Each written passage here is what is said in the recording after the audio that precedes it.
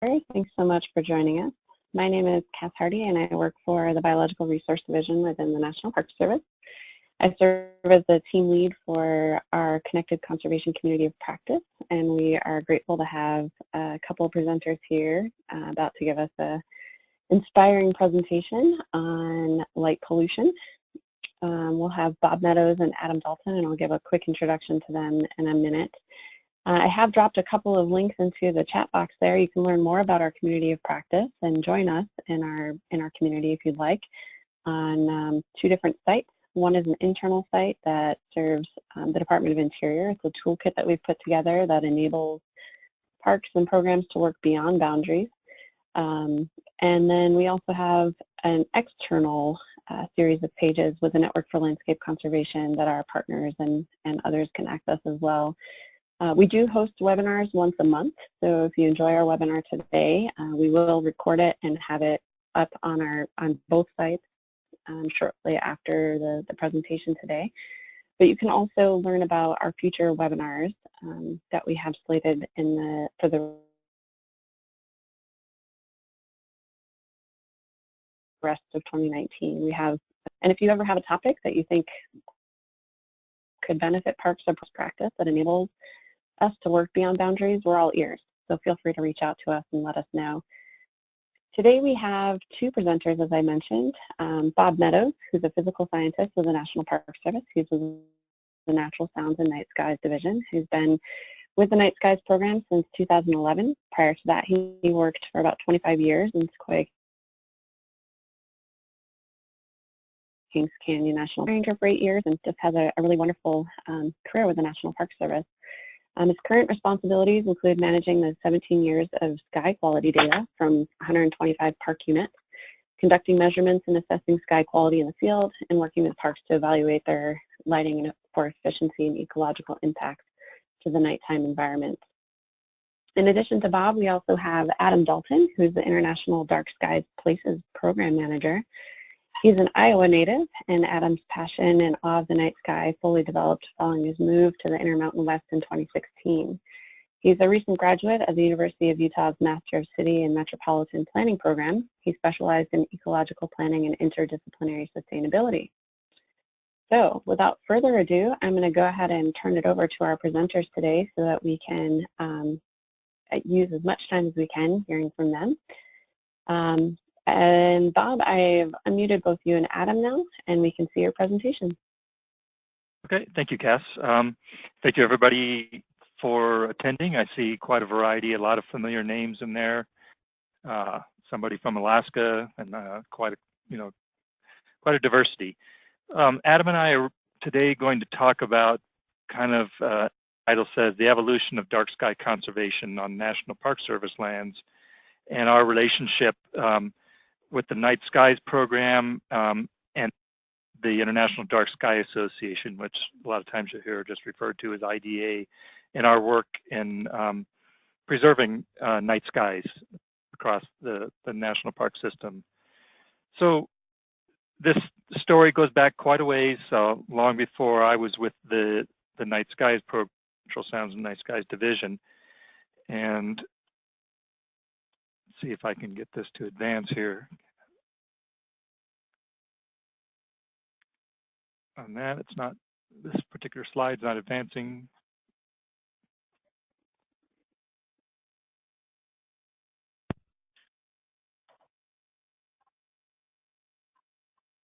Bob, it looks like in the bottom left corner there's a couple of arrows. Can you try those arrows?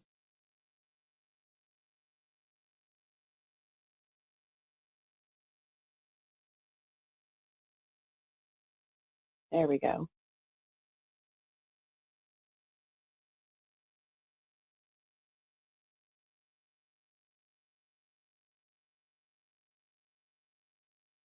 Bob, are you still there?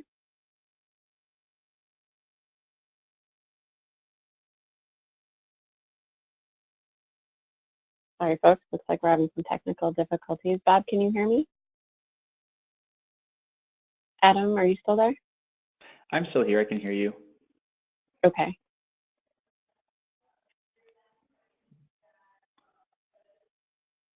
Bob, can you hear us?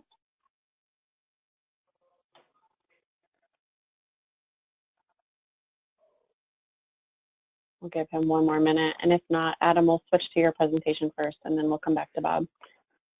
That's totally fine. Yeah, I totally understand. Okay. Bob, are you still there?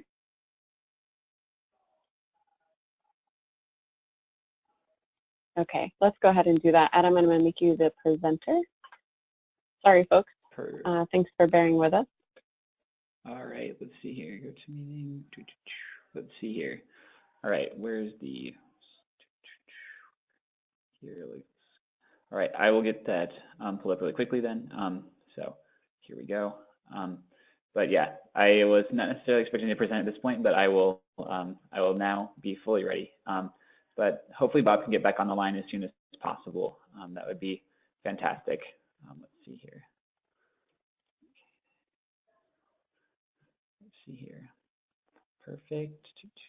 Okay, here we go. Great. Thanks, Adam, for being flexible.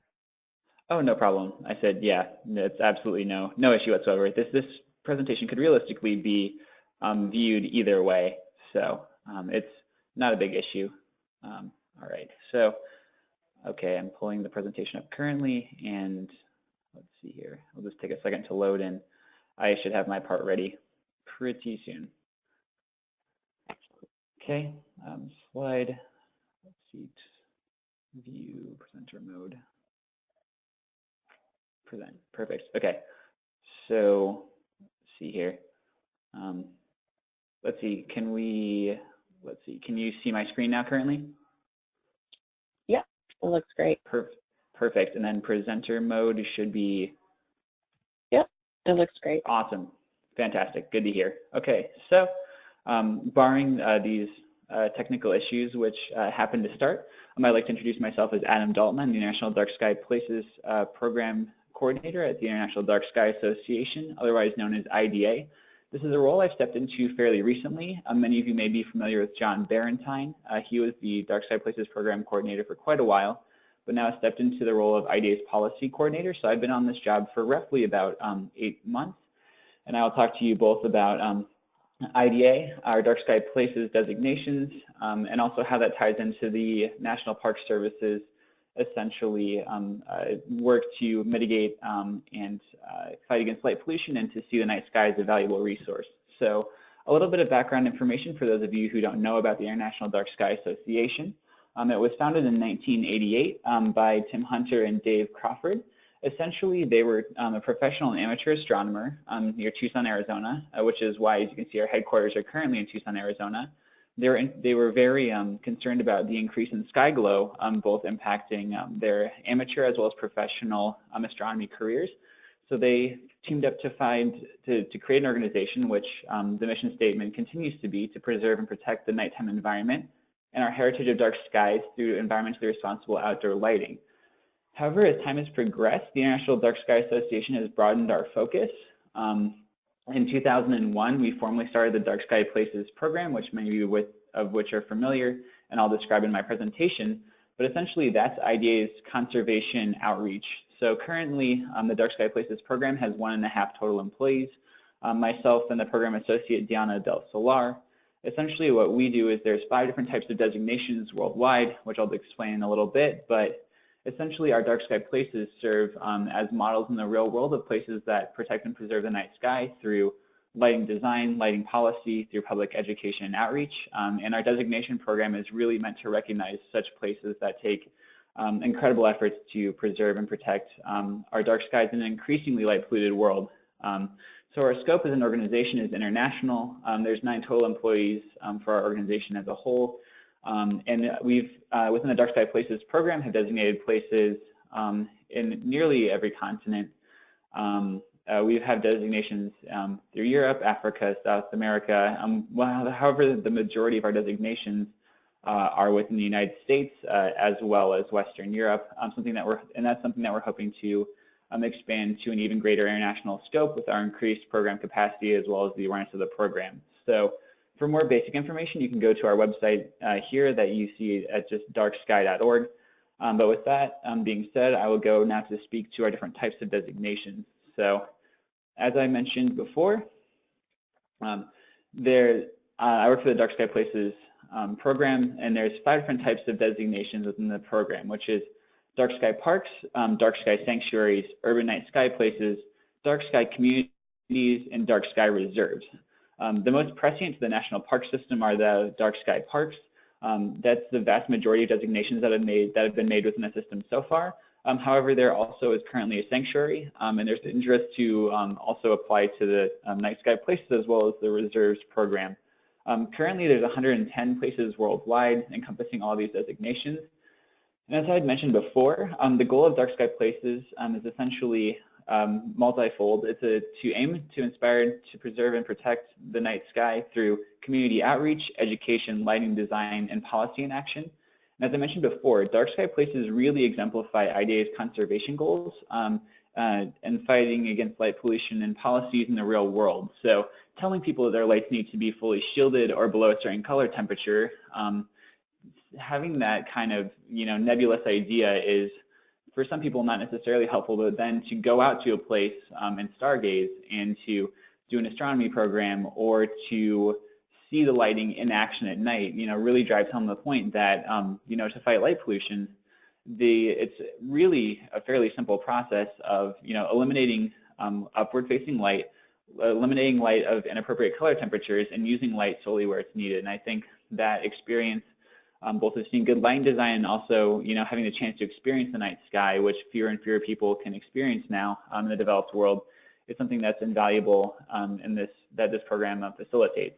So going further, the first type of designation is dark sky parks. I'm going to go through all the designation types within the next few slides. That being said, just owing to the time limit that I'm facing, I've kind of oversimplified a lot of the elements of the program.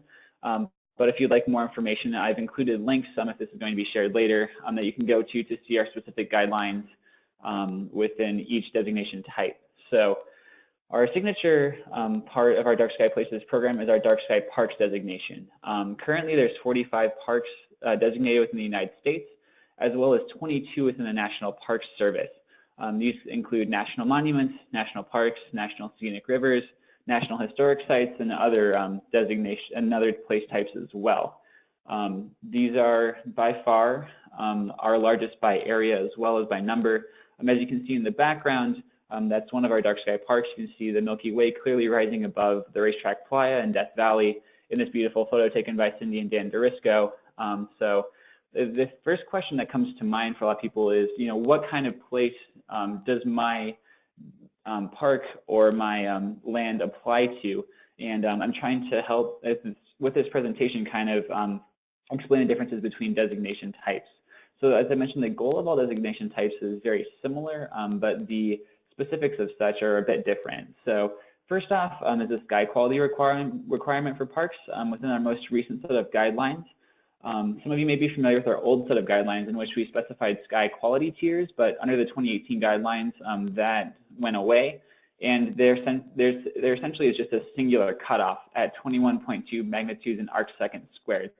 So essentially, you're either on the left side of that, which is that you are not dark enough to qualify, or you're on the right side of that, and you're dark enough to qualify. And then for those of you who are not necessarily familiar, magnitudes per arcsecond is a measure of surface brightness. So essentially, this is measured using a fairly simple device called a sky quality meter, which is pointed directly overhead. So essentially, that gives us a basic baseline of how the surface brightness of the sky above you is in terms of starlight and whatnot. So essentially, that scale goes anywhere from around 16 to 22. And if you're more familiar with the Bortle scale, the sky quality of a Bortle class 3 or 4 sky is equivalent to the cutoff of our sky quality requirement for dark sky parks. We also measure within our applications sky quality in other ways as well. We also like to see panoramic photography. That way we're able to ascertain what light domes are on the distance. So we're able to use quantitative as well as qualitative measures to look at a park's sky quality. So that's something that's required for all dark sky parks, as well as continued measuring of sky quality over time to see how it changes owing to either improvements in the park's lighting or to increasing urbanization near the park, just to understand what the situation of the night sky in the park is as designation has occurred and as the years go by. So That's one element of the Dark Sky Park Places program. Additionally, as with all other designation types, a lighting management plan must be adopted by the park's managing authority. So essentially, the lighting management plan addresses a lot of aspects of outdoor lighting. So it addresses issues such as lighting color temperature, essentially how light appears.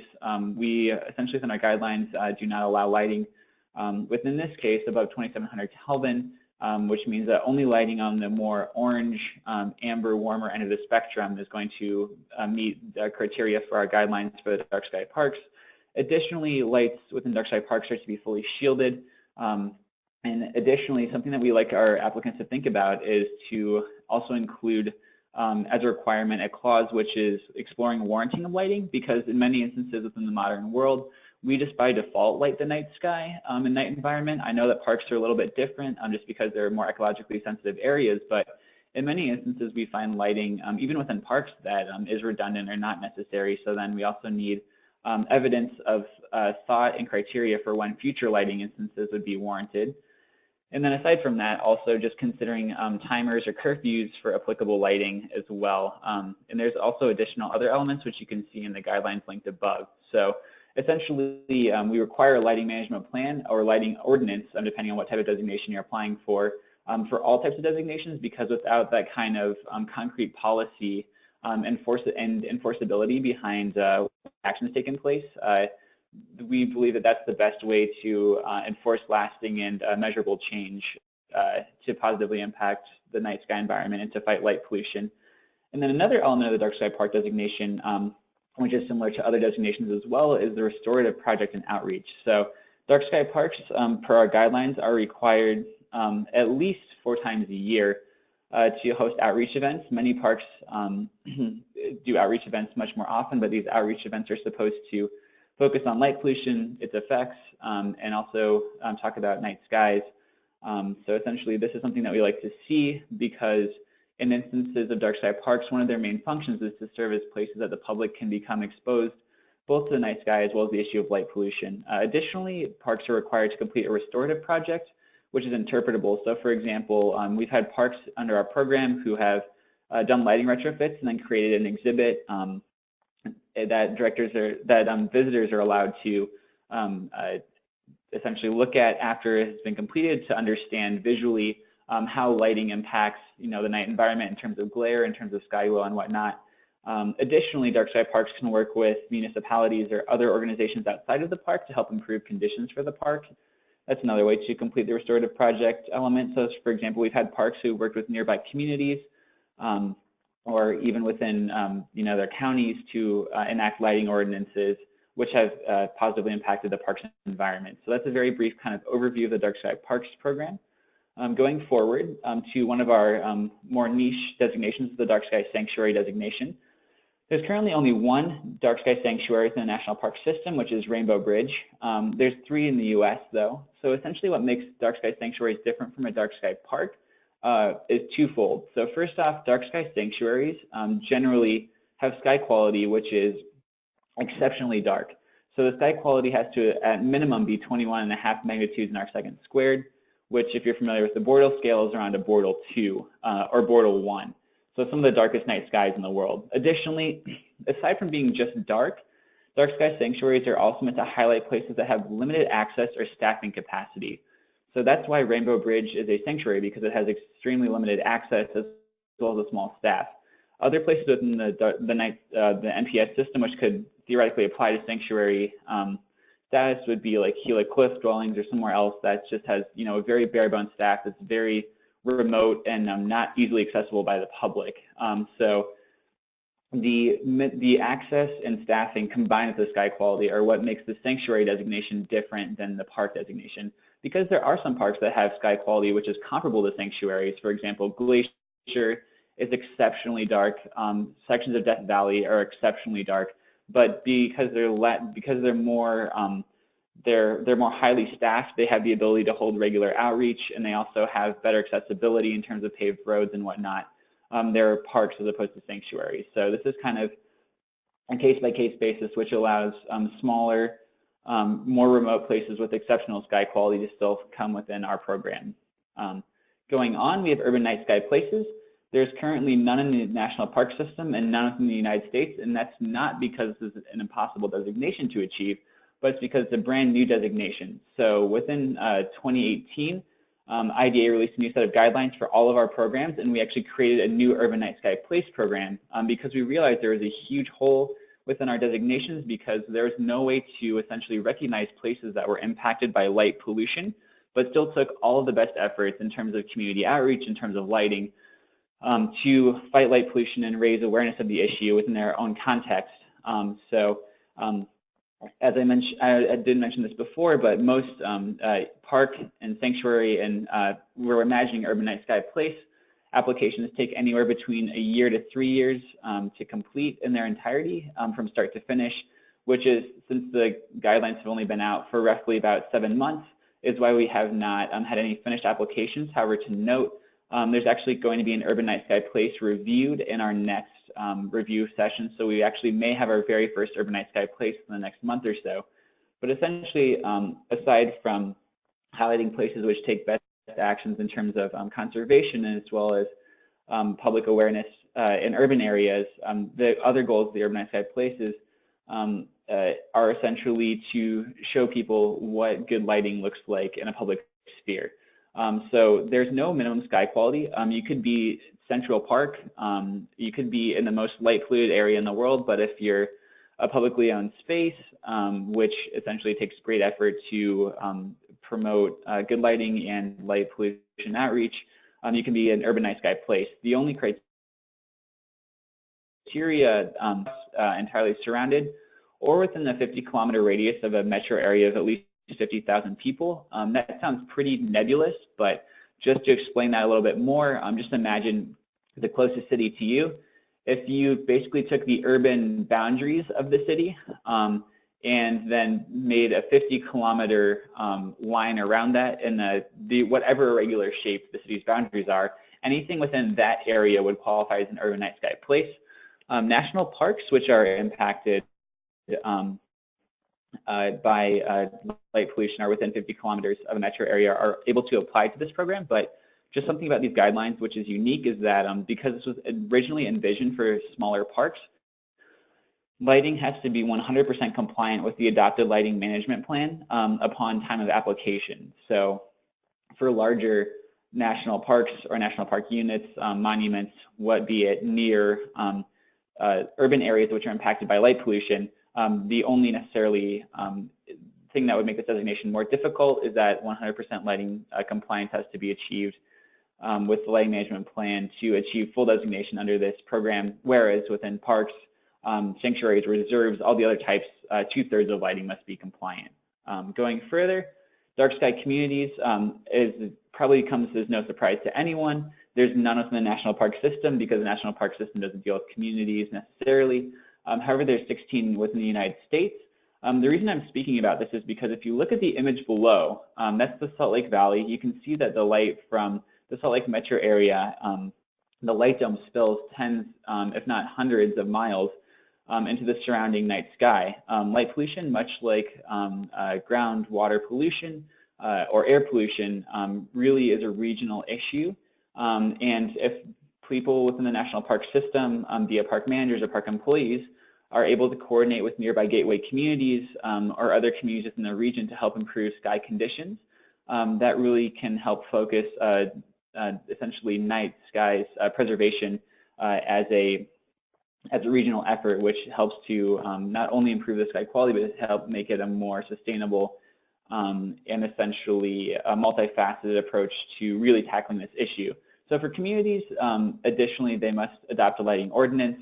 The proposed area must be a legally organized community. So for example, we've actually dealt with unincorporated communities before, and that actually they are allowed to apply underneath the program, but they actually have to get an ordinance passed by the relevant authority. So I'm currently working on a case such as that, in which the county actually has to adopt the ordinances which apply to the community. So there's ways to go around this, but generally they're legally organized community.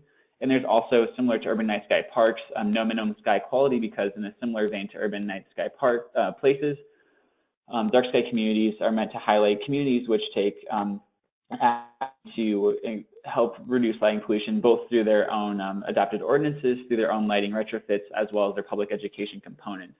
So, and then finally, going to our last designation type, dark sky reserves. There's one in the United States, which is the Central Idaho Dark Sky Reserve, which you may have heard of. However, there are none in the National Park System. Very similar to dark sky parks, dark sky reserves have a sky quality requirement that's minimum 21.2 magnitudes in arcsecond squared. Much like parks, very similarly, restorative projects and outreach must be conducted to a generally similar level to park designation, and a lighting management plan must be adopted. But the difference between reserves and parks is that reserves generally include multiple designation types.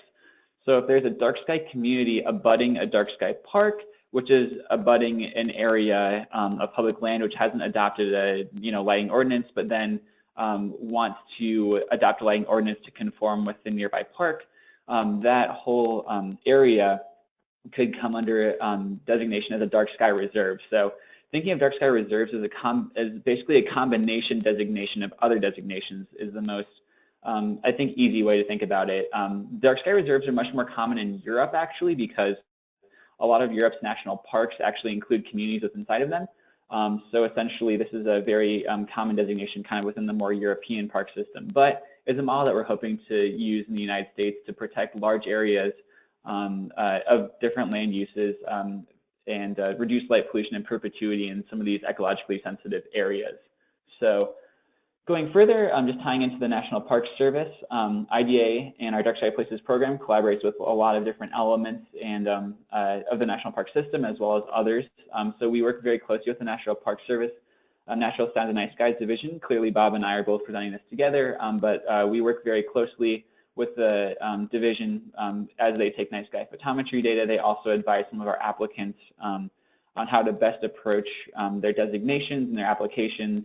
So we work very closely with that division. Additionally, I work very closely with the National Park Service regional coordinators. For example, I work with Randy Stanley of the Intermountain Division. He helps advise applicants within the Intermountain region regarding their dark sky place applications, and we both communicate back and forth regarding ways which can help the applicants and connect them to further resources. Additionally, the Colorado Plateau Dark Sky Cooperative and Consortium for Dark Sky Studies at the University of Utah have proven invaluable partners.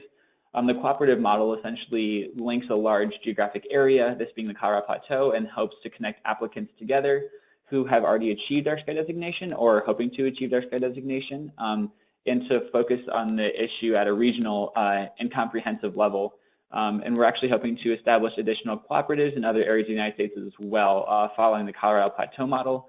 And then additionally, the Consortium for Dark Sky Studies at the University of Utah has tons of students who are willing to undertake dark sky research. In fact, they recently established the first academic dark sky program, which is their dark sky minor. And aside from that, we have many other collaborations. So something to note is that we work very closely with the National Park Service, and there's a lot of overlap between that. So additionally, if you have any questions or want more info, my position as a Dark Sky Places program coordinator is essentially to answer all questions that anyone applying to the program has regarding their application, regarding specific rules, regarding how to best inventory, regarding really anything about the application. So, and then my goal is essentially to act as a go-between for the final review committee who ultimately reviews applications and between the applicant. So I'm essentially a mediating force which tries to help smoothen the process out as much as possible and then give applicants the best chance of success at being approved as a dark sky place when it's ultimately reviewed. So if you have questions or want more info, you have my phone, email, Skype, as well as my snail mail address. So you can contact me by any of the following methods, and I would be more than happy to help you out. So then additionally, the last slide is I would like to thank you. There's Bob on the left and me on the right, but I think we can hold off on that until Bob is, his presentation section is over. So I'd like to thank you all for listening to my brief overview of the Dark Sky Places program, and I look forward to your questions afterwards. So thank you. Thanks so much, Adam. And we do have Bob back on the line. Bob, can you hear us? I can. I hope everybody can hear me now. Okay, great. So Bob, why don't you go ahead and run through your presentation, and then folks who are listening in, I can see some questions coming in, but throughout the presentation, feel free to plug questions into that question box, and we'll address them after Bob's presentation. Adam, thanks again for your flexibility. Bob, take it away. Okay, thanks. Sorry for the little bit of technical difficulty, not uncommon. I thought I was being heard by everybody, but we'll move forward here. So I'm going to talk about the dark sky park kind of idea and program from the National Park Service perspective, and kind of give a little history. It evolved from the early days of the NPS Night Skies program and other things into what Adam talked about today. So see, is everybody still hearing me? I still can't advance the slides though for some reason. I can hear you okay, Bob. It should be, I think, in that bottom left corner. I had seen a little arrow to advance your slide. I'm in slideshow presentation here. Do I need to just go back? I'm not seeing that one.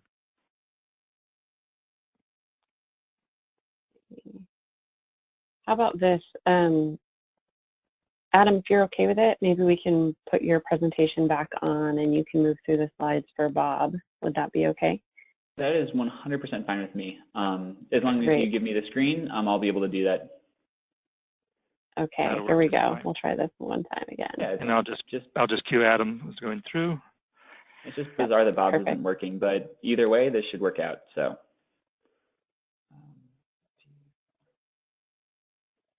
I'll just enlarge. There we go. Okay, and I'll start out with kind of the origins as I've learned about it and talking to some other people. Going back 2001, the first dark sky community at Flagstaff was established. Chris Luganbuehl, who was an astronomer at the U.S. Naval Observatory.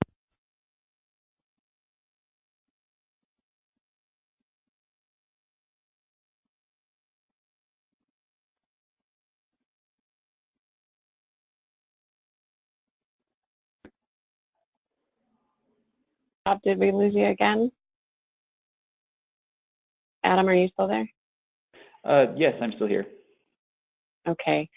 Sounds like, folks, we have, Bob might have an issue with his phone line.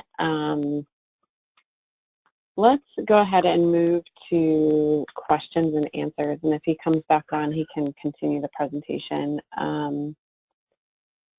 I know a few of you had plugged in questions into the question box there. Thank you for doing that. And if you haven't seen where that is, it should be on the right-hand side of your screen. Adam, you can address these as best as you can, and then if we need to tap Bob after, we can always send him follow-up questions and send them out to all the participants.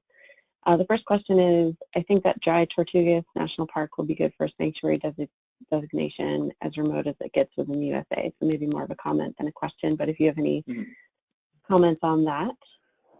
I think that, I mean, based on what I know from the sky quality. Can you hear me now?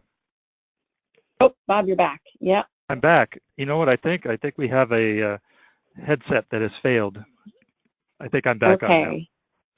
Okay. Let's, we had just asked one question from the question box, so I'm just going to go ahead and let Adam answer that so we stay on task there, and then we can come back to your presentation.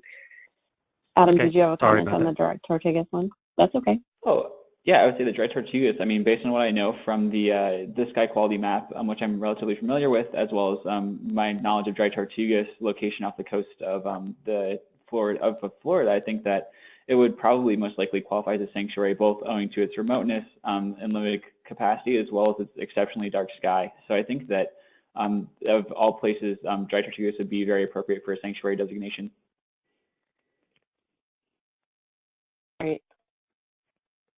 Okay, back to you, Bob. Okay, sorry about that again.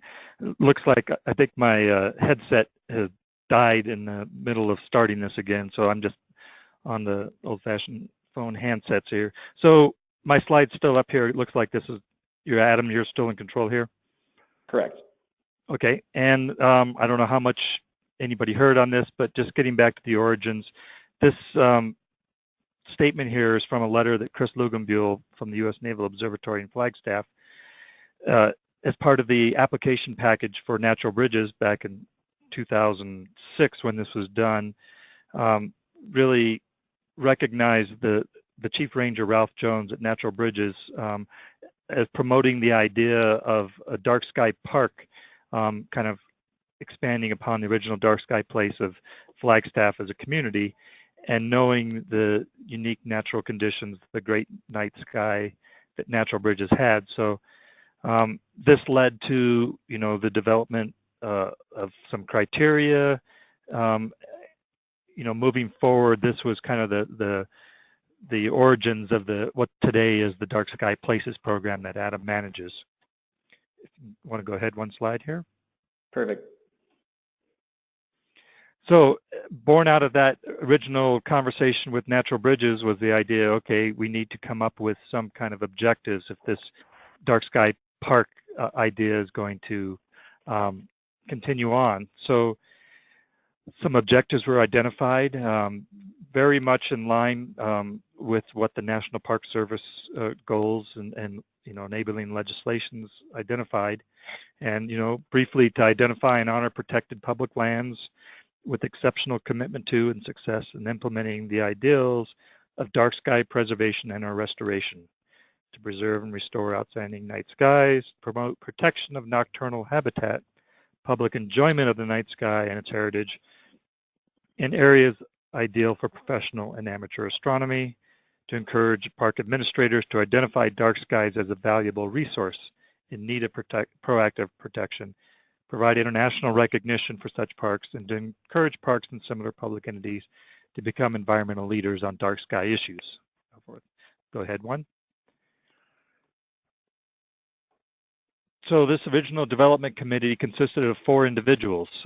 Chris Lugenbuehl, who was an IDA board member at the time as part of the U.S. Naval Observatory, Ralph Jones from Natural Bridges National Monument, Angie Richmond, who was at the time an astronomy education consultant, but she had also been working with the Night Skies program in its infancy at that point. She's now a chief of interpretation in the Southeast Utah group. And then there needed to be a review panel. If there was an application or future applications beyond Natural Bridges, kind of an independent panel to review the application to see if the park, has met those objectives and basically say yes to this designation. And that consisted of 3 of those 4 people on the development committee originally. Ultimately, this role as Natural Bridges was designated, and it was realized that it really needs to find a home permanently within IDA itself, and that progressed and ultimately became the Dark Sky Places position that Adam fills these days. So, it kind of was created independently of IDA, but with their participation initially. We can go ahead here, Adam. So then I'll back up a little bit to the origins of the NPS Night Skies program. And this 2 individuals here is Dan Dorisco on the left and Chad Moore on the right. Going back quite a ways, and I worked with Dan Dorisco for many years at Sequoia Kings Canyon and became aware of his passion for the night skies. And Chad had the same thing going back. They were both amateur astronomers in their youth and had these shared ideals. Well, by 1999, Judy Rocchio in the Pacific West region knew both of them and introduced them, thinking these people have the same ideas about night sky preservation.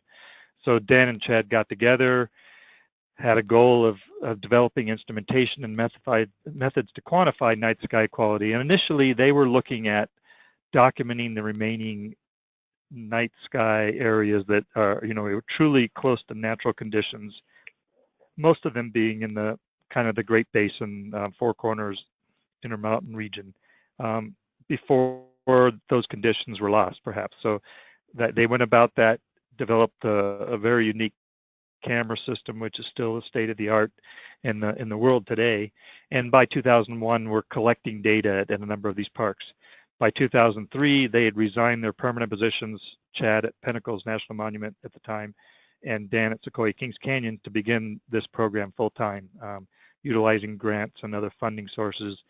And Bryce Canyon National Park agreed to actually host them. That was the kind of the home of the Night Skies program. All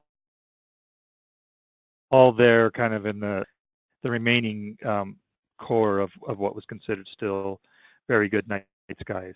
Advance one. Okay, and then we had some guidance. NPS Management Policies 4.10 under Lightscape Management. The service will preserve to the greatest extent possible the natural lightscapes at parks, which are natural resources and values that exist in the absence of human-caused light.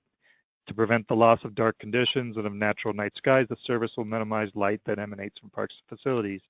And we also to seek the cooperation of park visitors, neighbors, and local government agencies to prevent or minimize the intrusion of artificial light into the night scene of the ecosystems of parks. And you can see a lot of this in that initial objectives of what became the IDA guidelines. And advance one, please.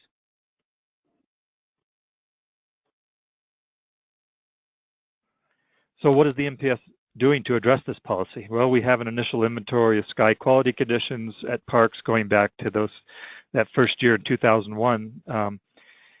Subsequent to that, we've been creating over a number of years, and really even more so focused these days on creating continental models of all sky brightness. Very important, given that we have a limited number of these camera systems, about 5 or 6 of them, and just do not have the capacity to get out in those 12 new moon windows a year and hope for clear skies with over 420 NPS units. We've been developing new methods and tools for measuring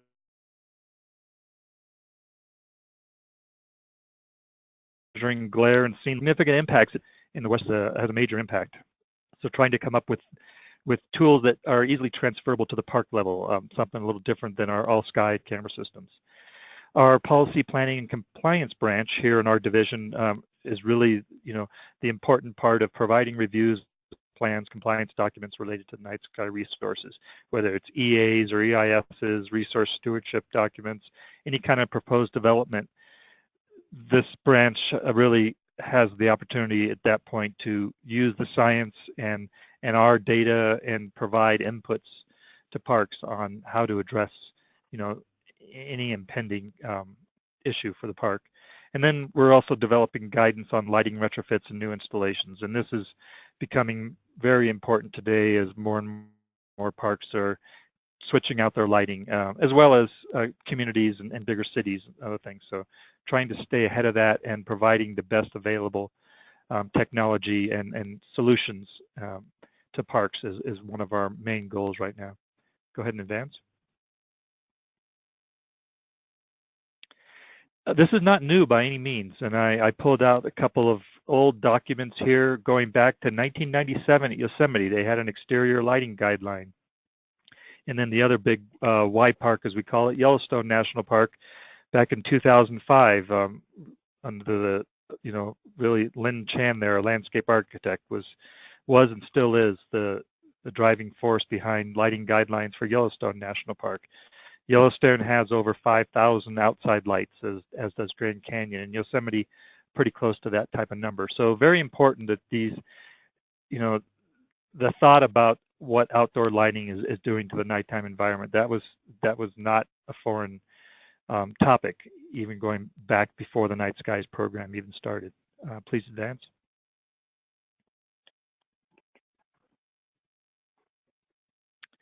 So touching on, the idea of, okay, the NPS is getting out there and we're out there measuring sky quality, doing baseline assessments. This is a map almost up to date of every place where we have taken our camera system and measured the sky quality conditions at night. A pretty good distribution here, as you could see in the kind of the Great Basin Four Corners area. There's quite a concentration. Well, there's obviously a lot of parks. There's a lot of really high quality sky conditions conducive to being out at night, and that's also based on the program originating at Bryce Canyon National Park. The reason we have such a concentration there. We've also kind of branched out into the eastern U.S. As well as Alaska and Hawaii and places like that. And if I were to take this map and start, if we populated where the current dark sky parks are, you'd still get a fairly high concentration, in Utah, Arizona, New Mexico, Colorado. But there's a few scattered out in the eastern U.S. Big Cypress Preserve in Florida was the first one in the entire eastern U.S. And now we have Obed Wild and Scenic River and a number of others that are, I think, in the queue and looking to pursue this dark sky park designation. And when we get a number of parks that send us technical assistance requests saying they're interested in pursuing this dark sky park designation. And one of the first things we do if we are able to respond and provide support in the way of data or other information is we kind of want to emphasize from the Park Service perspective that we really don't want the park just to look at the designation as a one and done type of thing. We really think of parks, and I think most of them embrace this as the night sky resource is a bigger issue, and if they're doing all the appropriate things to preserve the night sky, to interpret the night sky, to do outreach with the communities, to educate the public, all these kind of things that do a lighting inventory, address their own internal lighting. Once they do all those things, these designations really become just a natural byproduct, and it's a recognition of their efforts, of a bigger effort that they're doing in park.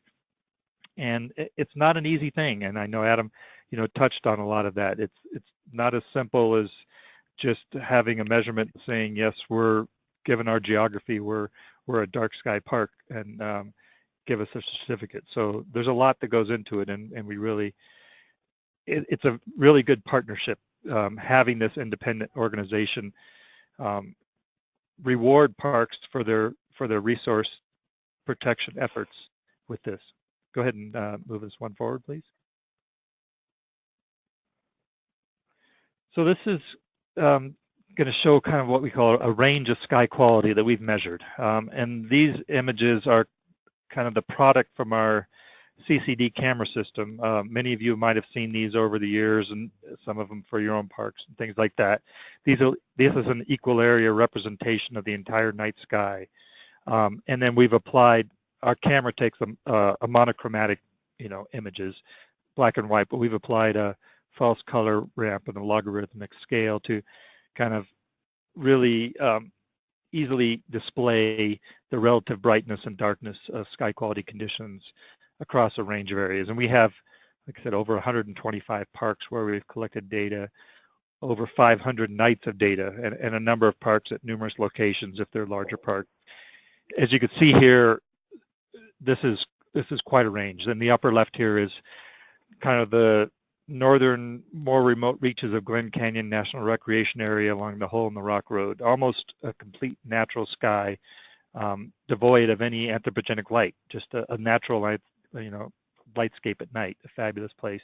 And as we move down through, still excellent places. We have Great Basin National Park in Nevada, Acadia National Park in the Northeast, well known for their night sky outreach efforts and star festivals and programming. And they have some local light issues. I believe Acadia is, still pursuing dark sky park certification. we're not directly involved in that, but even given some of the light sources they have from Bar Harbor and places like that, they are actively, working towards that. Then you start to move into these little brighter areas. We have Pinnacles National Park, impacts from, even as far away as the Bay Area here. And then on the upper right, we start to progress into Channel Islands National Park, which is unique because there really is almost no light facilities anywhere on any of the islands of Channel Islands. You would think, oh, this is an incredibly dark sky, a natural night sky. But you go out there and you realize how lights from adjoining communities or distant cities, sometimes up to 400 miles away in the real arid Intermountain West, can have an impact on parks. So Channel Islands here, they're looking directly across at Ventura, Oxnard, all the way down to the greater Los Angeles basin. And then you get into Golden Gate National Recreation Area, obviously even on the fringes of the city, quite an impact there. City of Las Vegas from maybe 20 miles away. This is not too far different than what you'd see in parts of Lake Mead National Recreation Area. And then at the absolute extreme, this is Griffith Park in Mount Hollywood, which is right on the edge of Santa Monica Mountains National Recreation Area. And that's basically the city of Los Angeles lighting things up. So a lot of parks are interested in pursuing dark sky park status, but just given the geography of many of them, it's probably not something that's really possible right now. It doesn't mean they shouldn't be doing appropriate things which are under the requirements of a dark sky park to improve their local conditions, but it is going to limit some of the abilities of parks on that. And you can move this ahead, Adam.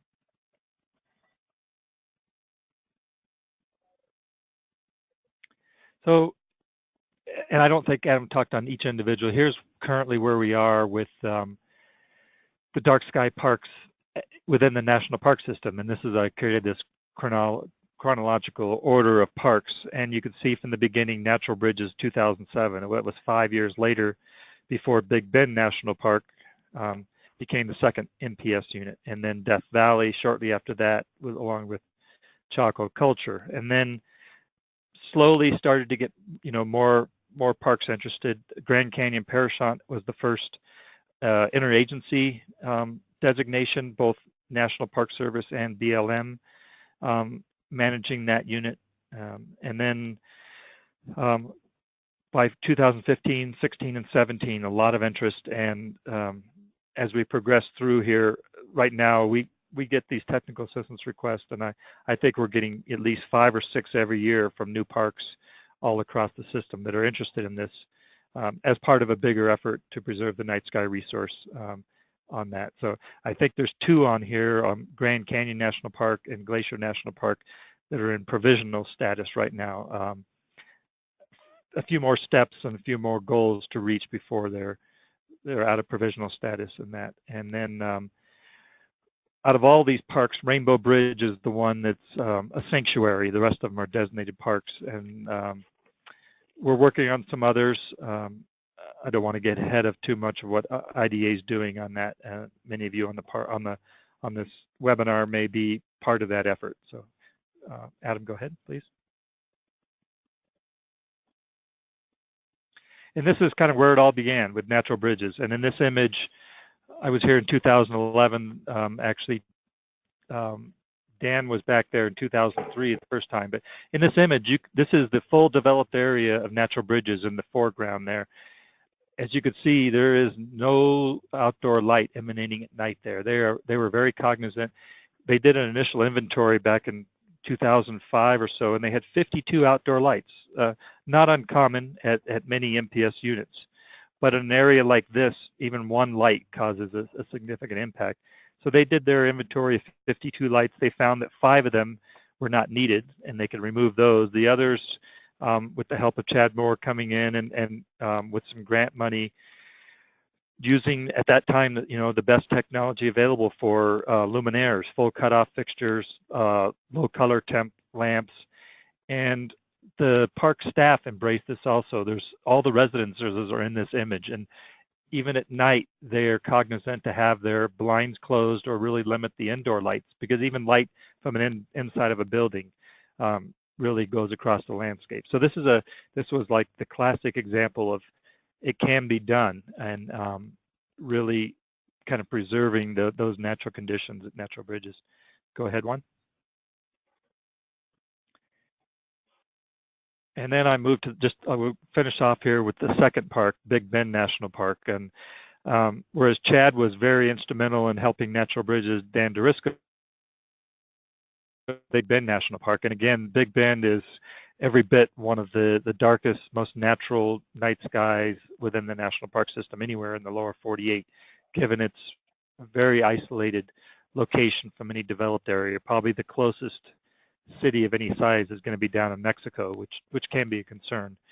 But Big Bend was able to obtain a grant for outdoor lighting, and an outdoor lighting company called Musco Lighting out of Iowa, Adam's hometown, who really specialized in stadium lighting and things like that. But the owner of the company was very much a fan of the National Park Service, and they, along with that grant, went into the park and did a very customized lighting retrofit of the entire developed zone in the Chisos Basin, doing lighting levels and doing things that had never even been thought of before.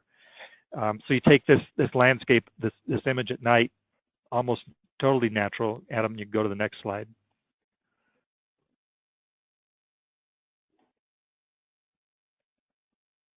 And they're fading. And this is the Chisos Basin Lodge after the retrofit, and I have a slide following up. But these are very low light levels.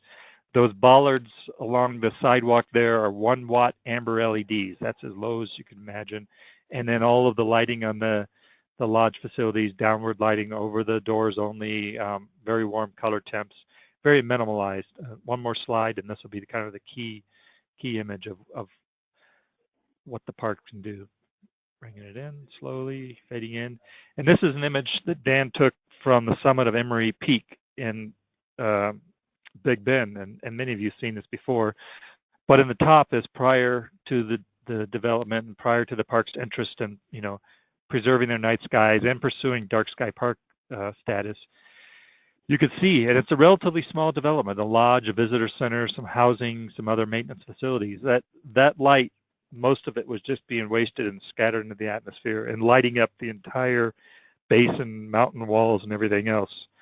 After the lighting retrofit that was done in around 2009, 2010, a dramatic improvement in the nighttime environment there. All the lights really just staying there on the ground on task, and the entire surrounding area much more of a natural environment, what it should be, what the Park Services are meant, to preserve in that. So this Dark Sky Places program, which, primarily the National Park Service is utilizing the Dark Sky Parks designation, although there may be some others, has really been beneficial to the NPS and to the international community as examples of what we could do.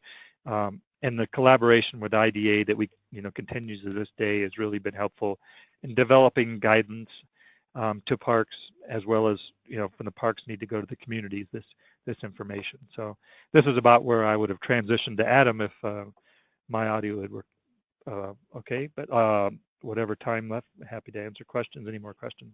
Thank you. Great, thanks so much, Bob, and thanks again, Adam. At this point, we'll go ahead and turn over to the questions that we have in the box. Once again, if you do have questions, go ahead and plug them into that box that should be on your right-hand side there. Our first question is, let's see, urban night sky parks are perfect designations for the NPS units, close to big light polluted cities like Las Vegas, Miami, LA.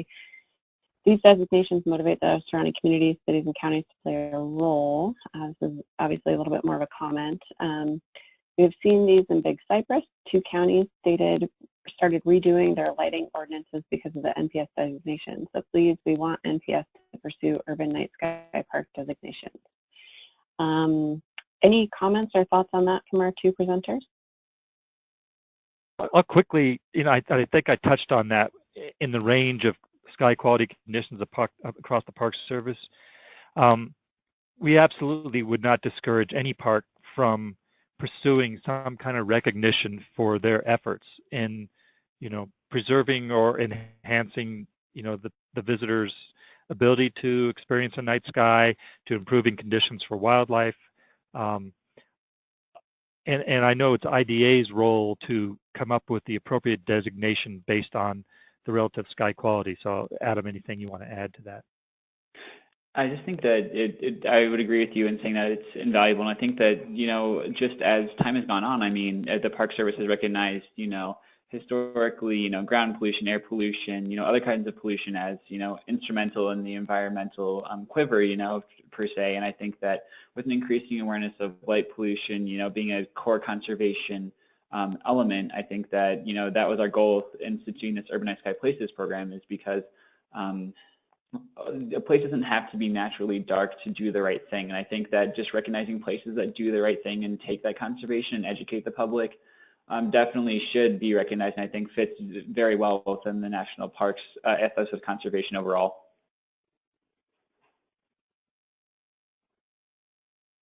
Great.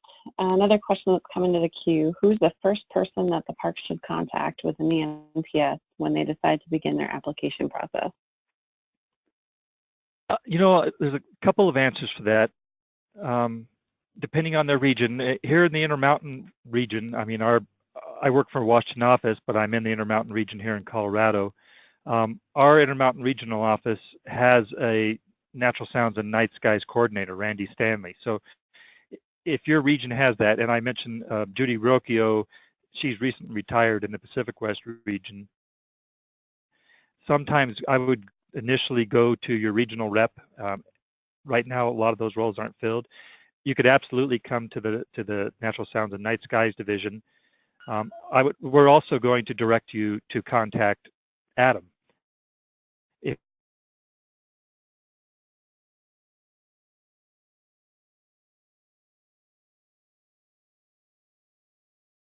you're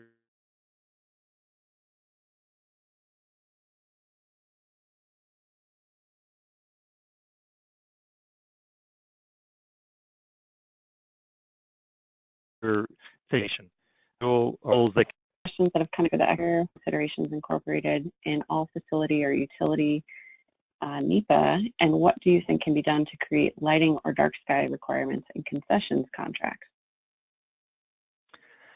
I could touch upon, the NEPA side of things, and that again is most of those type of documents get our review from our policy planning and compliance branch, from environmental protection specialists, planners, things like that. So we have a say in that at the touching on the the concession contracts and lighting. I know there's some differences in that. I was at Shenandoah National Park a number of years ago doing some sky quality assessments and talking to the resource staff there, and even the superintendent. Actually, they had an opportunity in their arrangement that they can almost, I wouldn't say dictate, but really control the contracts and what's required in the way of lighting. Maybe when the contract's up for renewal, put in some language, or even use funds that they gain from those concession contracts to address the lighting. It's unique for each park. Death Valley has a private end holding for all of their concessions, so the Park Service really has no say in what they do. But most of the time, concessions are very much aligned with the same ideals on preservation, night skies being one of them, that they're willing to address those issues and learn and make the right decisions. A lot of them have sustainability people on staff who really do address this. So it's a slow process, and we're not always ahead of the game, and sometimes poor installations are done, but it's definitely something we're trying to catch up on. And somewhat on a similar vein, just talking about concessions, this question is maybe focused on tapping into our friends groups for assistance with funding for concessions or with gateway communities. Do we have examples of where that's taken place, or where the Park Service has been able to utilize dollars to help gateway communities and concessions retrofit? I do not have that answer. Yeah, somebody else might have experience and success stories with that, where, and we do get a lot of requests about that. How can we help facilitate this small community or this some other entity outside the park itself?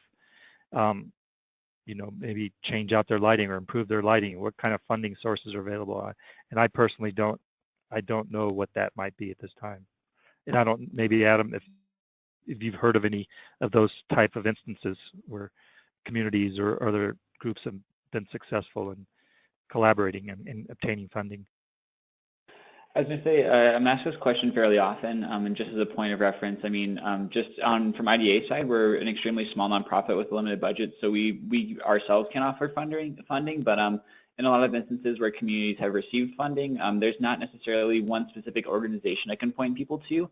What I would state is that a lot of the funding which has been achieved has been through foundations or through grants, which are kind of more at the regional or state or even local level. So there's no national or overarching level organizations I could point to, but there's been a few places which have essentially received grant funding from more like state or regional sources, but it seems to be not even necessarily consistent between that. So I wish that the answer were more concrete, but I think the best answer I have is just to not and to consider all sources of funding and to not necessarily rule out anything.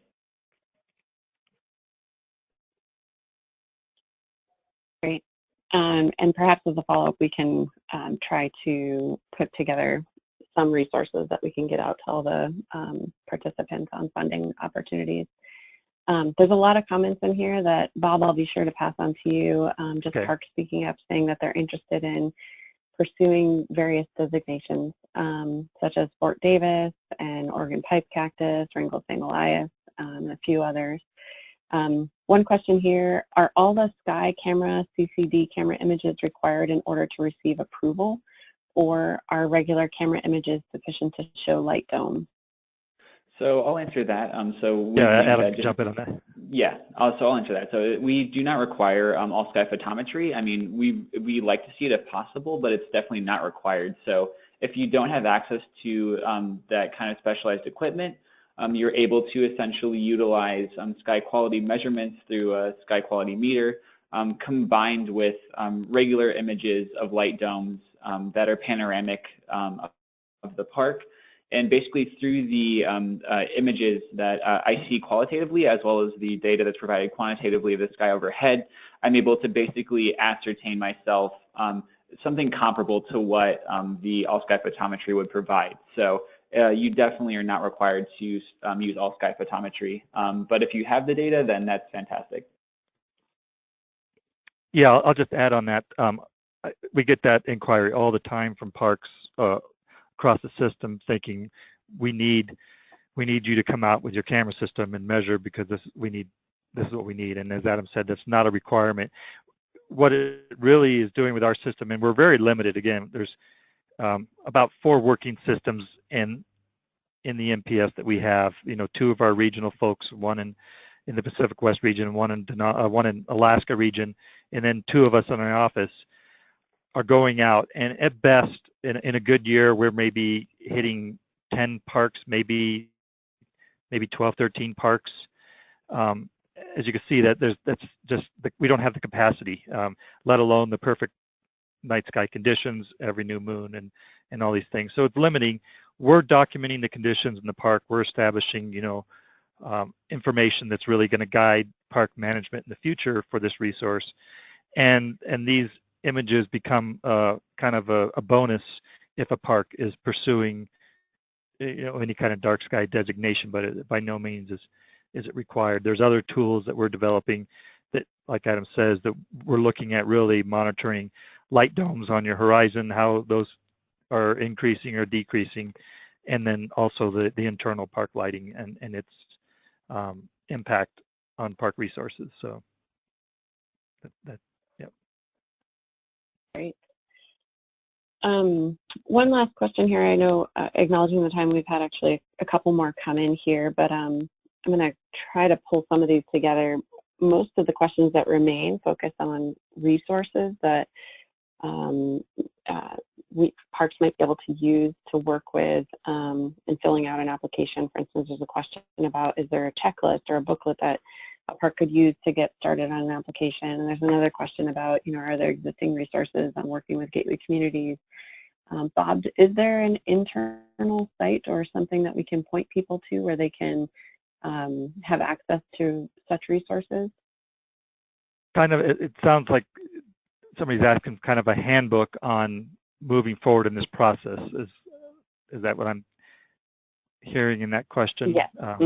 Yeah, we don't have that right now. There's a number of kind of guidance documents and recommended best practices and other things that are in the works in our division, but really not a step-by-step at this point. And that might be, a worthwhile product that helps people in this bigger effort, not just the IDA designation, but some of the other things they should be considering as they, address the night sky resource from, a lot of different perspectives. Yeah, that's a good question. We'll see if we can come up with a document that really is kind of a guideline for this. And I think I'll just jump on just very briefly after and just mention that from IDA side, we actually publicly post all of the approved past designations. So if you go onto IDA's website and go to our work Dark Sky Places program, you can click on any of the designation types, be it sanctuaries, parks, communities, and every single place which has been approved, including all previous NPS sites. You can actually have a live link to their application. That way you can see how they handled educational outreach, what their lighting management plan entailed, what their inventory looks like, and to essentially reference those already approved documents to use kind of not exactly as a template, but as a reference for how to move forward is also something that we can offer. Yeah, and I'll go ahead, add on to that a little bit. Just one thing I say to a lot of parks, they're coming in and I'll kind of think about, okay, what kind of park is this? Is this a historic park? Is this a large landscape wilderness park? And looking at that, current list of 22 parks who've already gone through this process, I'll try to connect them with, one of these other parks and not have somebody reinvent the wheel when they're going through this process. Really see what somebody else did when they did this. What were their hurdles? What were their successes? What did they find very helpful? And hopefully that kind of builds that network of support. And the next time, this next park comes along, that they've got kind of a support group, really, in essence, that is a de facto, document on how to go about this and trying to match up, similar situations.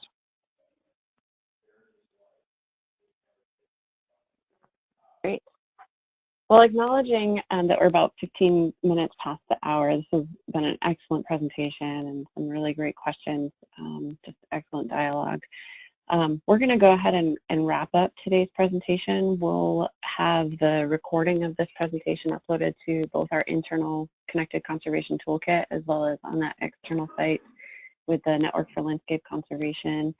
Bob and Adam, thank you so much for being excellent presenters today and for being flexible with the technology. Sorry about the technology loss. No worries.